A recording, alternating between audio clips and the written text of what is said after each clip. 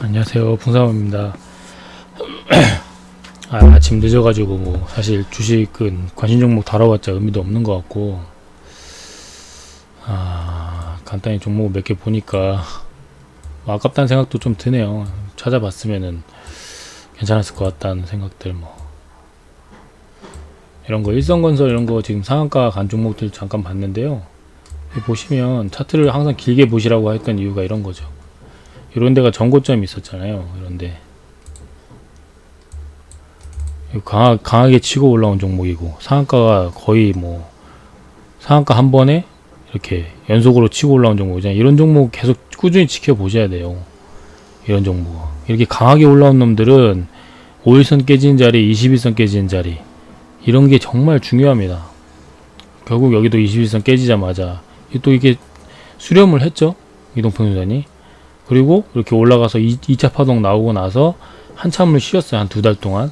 근데 보세요, 항상 우리가 항상 주식을 잘하는 사람과 못하는 사람 결국 나뉘는 게 기다리질 못해요.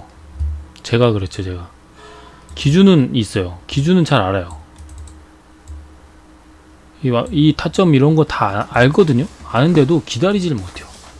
이런 거 알면서도 그리고 기다리질 못해서 결국 2-3달이 지나니까 까먹고, 이게 여기서 이렇게 반등을 주고 갔구나. 그럼 적어도 이렇게 반등 줬을 때 이렇게 좀 매물대 이렇게 박스권 형성되는 거 보고 여기 돌파하면, 이런 걸 단기 박스라고 하잖아요. 이런 걸 윗꼬리 달고 아랫꼬리 달고 하면서 여기를 돌파하면 따라 붙어야 되는데, 거기다 전고점 뚫고 대금도 제일 역대급이고. 하지만 뭐 그건 단타 영역이니까. 하지만 길게 봤으면 이런 종목에 끼가 있었다는 걸 알고 매수를 진행을 했을 것이다. 에휴, 껄무새는 이제 그만하겠습니다. 그래서 일성건설은 좀 아쉽다는 생각 들고, 지금 같은 경우에는 이제 파동이 1차, 2차, 3차 파동이잖아요. 3파동에서는 이제 한번 시세 나오고 이제 더 이상 없다고 보셔야 되는데, 기본주택 정책주 관련이라서 이게 이제 그 대선 정책주에 엮이는 그런 관련 종목들이잖아요. 그런 종목들은 좀 오래 갈만합니다. 그래서 3파동 이상 뭐 잘 보실 수가 있고, 이런데 이게 이제 전고점 또 전고점 있겠죠.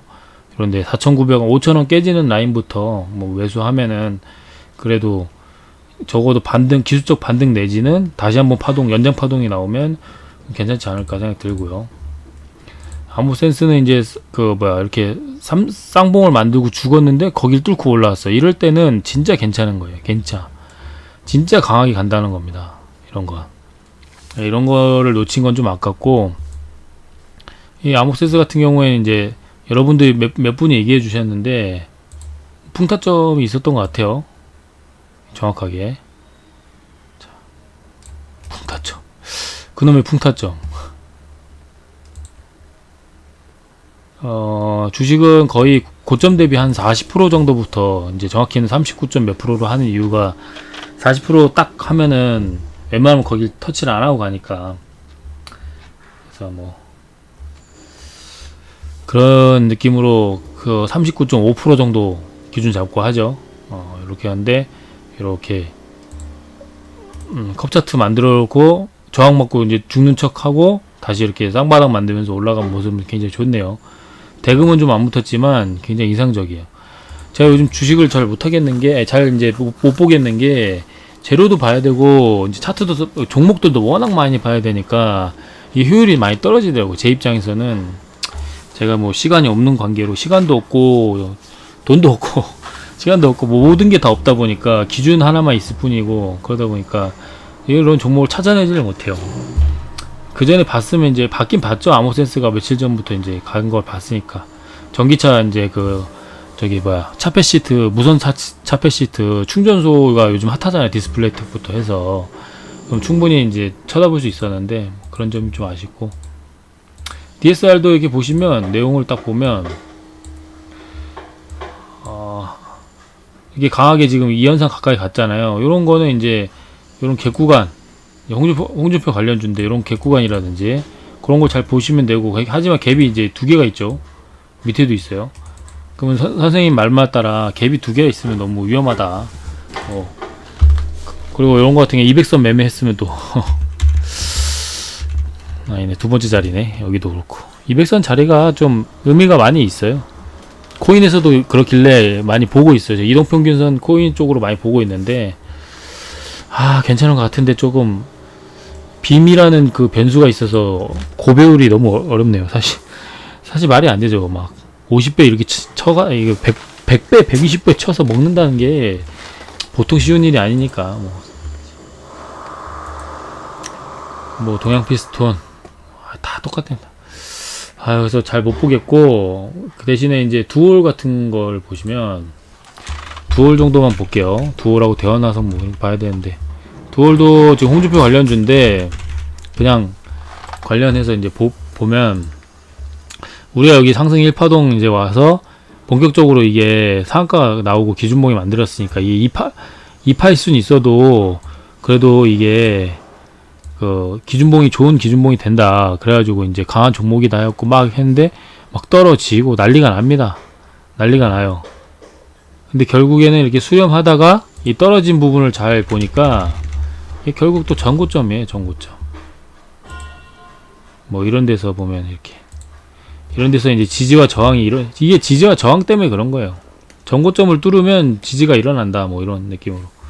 그렇게 됐었고, 요것도 마찬가지고 이제 2차 파동 나죠. 여기 잘 보세요. 항상 이런 거를 그래서 클릭을 해 놓으셔야 돼요. 요런 데를 저걸 해 놓으셔야 돼요. 그럼 보면은 점선을 이렇게 그려 놨잖아요. 그러면 제가 기눌매라고 그랬잖아요. 기눌매. 제가 이걸 여기 기준을 보고 요걸 가지고 그려 놓은 거거든요. 5890. 근데 여기서 정확하게 지금 또 반등이 한번 나오죠. 그리고 여기 한번 해먹었죠. 여기서 이렇게 눌리자마자 해먹었잖아요. 그러니까 시간이 있고 하면 이런 걸 다 볼 거예요. 이런 거 볼 건데, 시간이 너무 없어요. 시간이 너무 없습니다. 그러다 보니까 이제 차라리 차트 하나만 신경 써도 되는 비트코인 하자. 결론적으로는 그렇게 됐고, 하여튼 비트코인의 빔에 좀 많이 시달리고 있어서 조금 어려운데, 지금 너무 쉽게 보다가 빔 쳐맞으니까 힘들더라고요. 빔을 안 맞으면 되지 않냐 이랬다가 안 맞는 게 쉬운 길은 아니더라고요. 자, 어쨌든 그래서 기눌매 자리가 또 왔는데, 게다가 이게 관점이 겹치는 게 늘 얘기하듯이 올라와서 대금도 이렇게 붙었던 기준봉이 만들어진, 이것도 기준봉이라 할 수 있죠. 장대 양봉이긴 하니까 대금 쏘든. 그러니까 거기를 자리를 종가를 깨고 5일선도 깨고, 이거 지금 단기가열인가? 단기가열은 아니네요. 그럼 충분히 매매할 만하죠. 두올 같은 경우는 음봉매수 할 만합니다. 늘 얘기하는 음봉매매.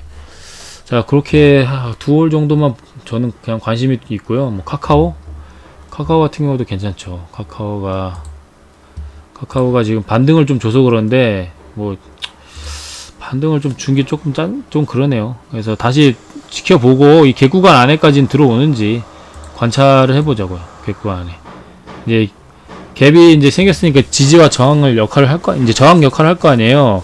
그러면 그 갭을 기준으로 보세요. 보고 이게 저항을 맞으면 내려가면 어디까지 내려가서 거기서 이제 바닥을 막 다지면 갭을 다시 올라올 거예요. 그러면 갭을 돌파하면 진짜 그땐 전고점 다시 간다 보시면 돼요. 그런 느낌으로 보는 게 괜찮습니다. 특히 카카오 같은 경우는 갭이 잘 안 떴기 때문에 그런 식으로 느낌으로 보시면 나쁜 게 없어요. 게다가 지금 전고점 영역에 들어와 있고, 여기 전고점 영역에 들어와 있잖아요. 그러니까 얼마든지, 그래서 저항을 좀 맞은 것 같네요. 전고점 오자마자. 그래서 카카오 같은 경우도 계속 쳐다볼만 하고, 뭐 정부 규제가 어쩌고저쩌고 하면서 이제 막 공포 퍼뜨리면서 이제 시작인 건데, 좀 그합니다. 아무튼 영상이 좀 허접한데, 3일 한국선지 홍준표 관련주들이 여전히 괜찮았었네. 금요일 장을 못 봤다 보니까 와, 3일도 무섭네요. 이게 5일선을 한 번도 안 깨고, 역시 추세가 다른 종목들이 더 잘 나간다 치지만 한국선제, 와, 그러니까 이런 식으로 죽질 않네 종목들이. 근데 이러다가 이제 한번 꼬꾸라지겠죠. 그래서 이제 더 이상은 조심하셔야 되고, 차라리 이럴 때 눌려있는 윤석열 관련주나 이제 정책주들을 위주로 하시는 게 좋습니다. 자, 아무튼 영상 뭐 별게 없는데 영상 봐주셔서 감사하고요. 애플카 관련주들도 시세를 잘 받고 있는데요. 현우사업 같은 경우에. 이것도 결국엔 또 기눌매 자리에서 여기서 정확하게 반등 줬죠. 기눌매 자리에서. 그리고 5일선 깨지자마자 반등. 이런 거를 항상 뭐랄까 같은 기준으로만 해보세요. 같은 기준으로. 대신에 같은 기준을 하되 안 되는 종목이 가끔 있잖아요. 안 되는 종목들이. 근데 그런 거는 그냥 냅두고 되는 종목들을 계속 해보세요. 결국엔 저도 느끼는 건데 비중 조절이 핵심인 것 같습니다. 기준은 만들어졌으면 그 다음에 비중 조절인 것 같아요. 하여튼 뭐 주식 영상은 뭐 지금 해봤자 지금 아침 시간이 그래가지고 봐도 별로 의미가 없을 것 같아서 간단히 다뤄봤고, 그 영상 봐주셔서 그래도 202선 이거 이탈 종목만 한번 찾아보자. 몇 개 있네요. 한일사료 한번 시세 주고 나와서 이제 더 이상 안 돼 있고, 한국내와 얘도 뭐 올라왔고, 코덱 얘도 뭐 그렇고, 노루페인트 유승혁 관련주라서 한번